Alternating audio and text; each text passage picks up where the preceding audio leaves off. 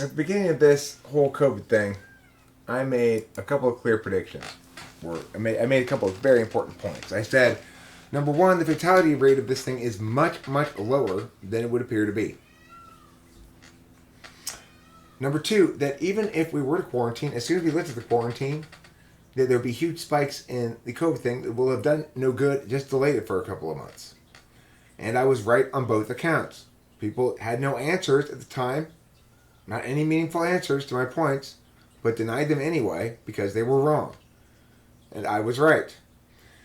Health officials believe 20 million Americans have had COVID-19, a number 10 times greater than 2.3 million confirmed cases. Of that 2.3 million confirmed cases, they have about 2% fatality rate. However, we're looking at 10 times more people who actually have had it than the numbers claim. That's 0.2% fatality rate. That's why we should have let it run its course from the outset, as I indicated. Nobody listened to me. This was a stupid idea, this quarantine, from the get-go. What was the correct course of action? To let it run its course. Why? Because if we don't let it run its course, we're going to determine that, in fact, the fatality rate is vastly lower than advertised. That, in fact, the quarantines will have been purposeless because there'll be huge spikes in the numbers of infections as soon as the quarantine begins to lift. You can't keep the quarantine forever. And this is consistent in terms of fatality numbers with a mild flu. Why should we act in such a disproportionate fashion from what we do normally with a flu? Just because it's a novel disease? There's no explicit reason why that should make such a big difference. I said this. This was a figure I was using 10 times. 10 times smaller fatality rate than anticipated, or than we were sold. Here it is. U.S. officials believe as many as 20 million Americans have contracted the virus, suggesting millions had the virus and never knew it, as I indicated at the time. We don't know enough to justify quarantine. Half of us may have already had the virus. I said this at the time. Nobody listened to me. Next time, listen to me. You know who you are. All the members of my community were there poo-pooing what I was saying. Next time, listen to me. I'm right. This time, listen to me. No more compliance with this bullshit. Let it run its course. It's the only sane thing to do. Or put the burden on the people where the burden belongs, namely the vulnerable groups who have good cause to be afraid of COVID. Let them take the extra precautions, not everybody else. Be sensible.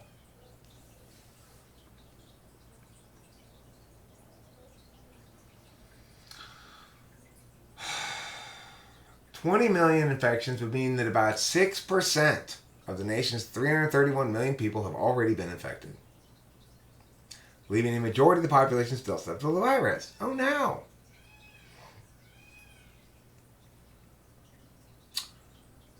If 6% of the population has been infected, potentially already, it's too late to constrain this spread.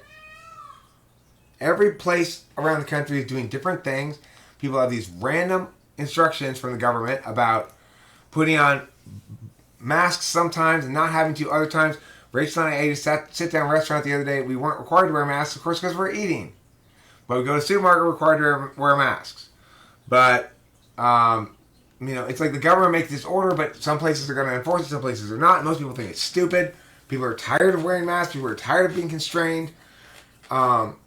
And nobody is impacting this thing except in these terms of lives potentially saved and how critical it is we do whatever we have to save lives, except the hypocrisy in that is evidenced by the fact that the Black Lives Matter protest supposedly didn't cause any COVID problems.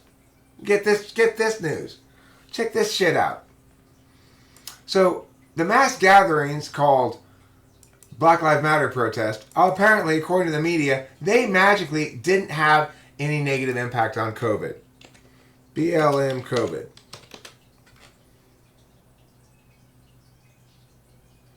Look at this. COVID-19 cases are surging, but not because of Black Lives Matter protests.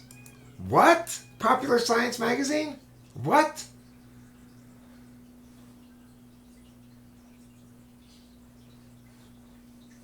Social distancing measures by all could have helped prevent increases in corona cases after Black Lives Matter demonstrations. How does that prove that they didn't cause the spread of it? Contrary to what experts expected, COVID-19 infection rates actually decreased in places that experienced protests, even when those protests had particularly large showings of people. So, if in fact that's the case, then why are we preventing gatherings? Or is it just something specific about Black Lives Matter protests that makes them not susceptible to spreading diseases? If in fact places where there were Black Lives Matter protests had a reduced infection rate, why are we preventing gatherings? Why are we preventing sporting events? Those seem to possibly reduce the infection rate as well. If a protest could, if a bunch of people throwing bricks can, then surely a sporting event can also reduce the COVID rate. So in other words, here we are advocating these ridiculous policy proposals, mandating that everybody change the way that they live and behave all the time out of ignorance and ignoring the correct voice of Eric, which is articulating everything exactly correctly from the get-go. Now it is time to let it run its course. I'm tired of this bullshit. It's enough COVID bullshit. I've had enough of it. The proof is in. I was right the whole time, and everybody who disagreed with me was wrong, wrong, wrong. The end.